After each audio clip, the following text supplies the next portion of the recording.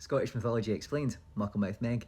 I say mythology, this is one of those myths that's really more like history, but it's hard to say what parts of it are myth and what parts are history. This myth was requested by Ruth and Linda Belcher, and Linda Belcher's 9-year-old daughter. As a disclaimer, this myth is a bit misogynistic, a bit patriarchal, and a little bit problematic, regardless which way you interpret it. But this did happen in the 1600s, so I suppose that's kind of to be expected. There's also a poem about Mucklemouth Meg. Let me know if you'd like to hear it in the comments, maybe I'll do a video. Okay, on to the story. There was a man called William Scott, also known as Wat of Harden, and there was a laird called Sir Gideon Murray. Wat was a reaver, a rustler of cattle. He stole some cattle from Gideon Murray and got caught. He got taken back to Elibank Castle, which is where Gideon Murray's family lived, and was thrown in the dungeons. He was to be hanged for the crime of reaving. The Murray and the Scott families had been feuding for many, many years. But the Murrays had a daughter. The Murrays realised it might put an end to the long-running dispute if their two families were joined by marriage. So they gave Wat Scott a choice. Either marry our daughter or be hanged. Pretty easy choice, right? Here's where it becomes a little bit iffy.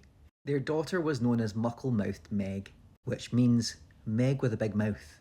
Apparently her mouth was huge, it stretched from ear to ear, and because she was a happy girl, she smiled a lot, which made it worse apparently. So basically, she was ugly. So when Wat was given the choice to either go to the gallows or marry her, he said, "Can I think about it?" and went back to the dungeon for a while. Eventually he chose being hanged.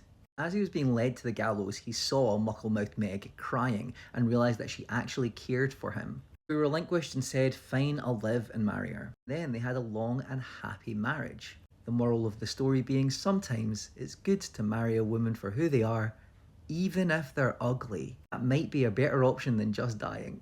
Like I said, it's a little bit problematic. However, there's another potential reading. Maybe Mucklemouthed Meg didn't physically have a very large mouth. It could be that Meg was just outspoken. She had a big mouth, metaphorically, and that Wat, a man of the time, did not want to be married to a woman who had thoughts and opinions of her own, or the daughter of his sworn enemy. Either way, it's hard to spin this as, in any way progressive. Anyway, there you go. Mucklemouthed Meg. What's your favourite Scottish myth or piece of history? Let me know, maybe I'll make a video. Follow me. I know the way.